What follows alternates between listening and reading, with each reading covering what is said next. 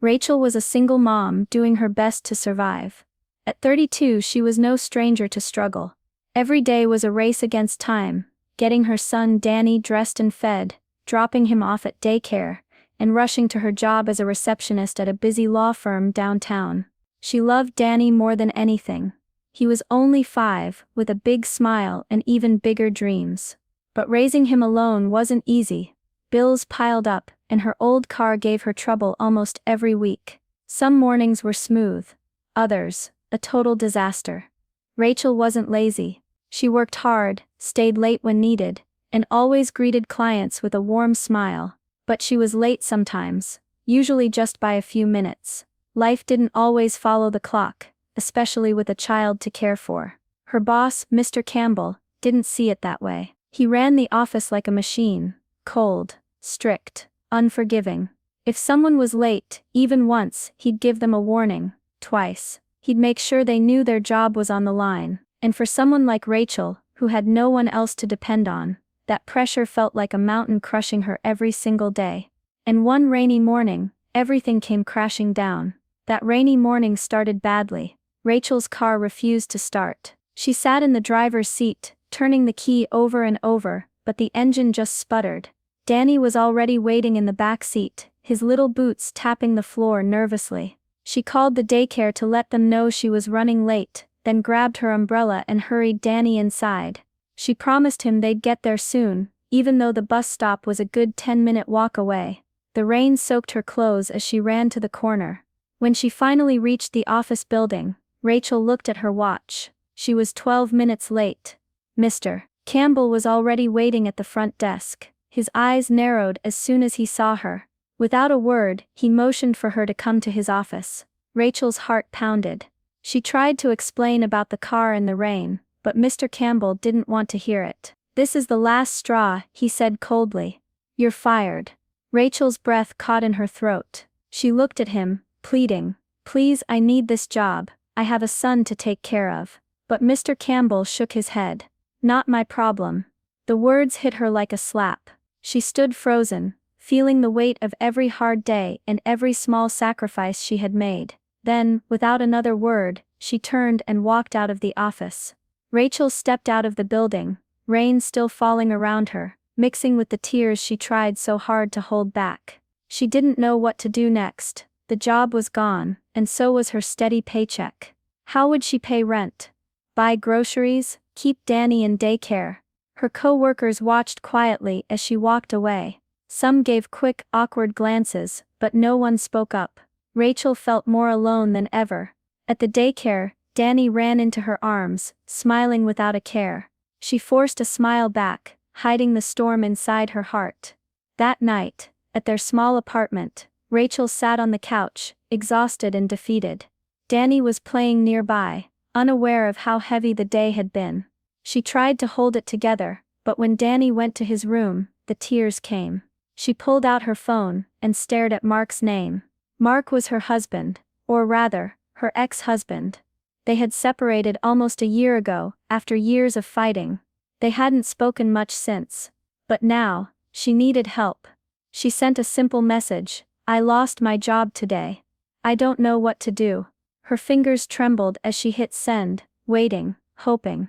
The next morning, Rachel was still sitting at the kitchen table, nursing a cold cup of coffee, when there was a knock on the door. Her heart jumped. Who could it be so early? She opened the door to find Mark standing there. But this wasn't the angry, worn-out man she remembered. He was dressed in a sharp suit, calm and confident. His eyes held something different, something serious. Rachel blinked, unsure. "What are you doing here?" Mark smiled, but it wasn't the warm smile from years ago. "I heard about what happened at work," he said quietly. "I want to help." Rachel hesitated. "I don't know, Mark. We haven't talked in months." He nodded. "I know, but things have changed. I'm not the same person anymore." Curious, Rachel asked, "What do you mean?" Mark took a deep breath. "I'm working as a corporate attorney now. My firm is actually in talks to acquire the law firm where you worked." Rachel stared. "Wait, you're saying you have business there?" "Yes," Mark said. "And I want to make sure you're treated fairly." Rachel didn't know what to say. She was shocked, and a little scared. Could Mark really help, or was this just another complicated twist in her life? Mark smiled again. I have a meeting with Mr. Campbell this afternoon. Give me the name of your boss. I want to talk to him.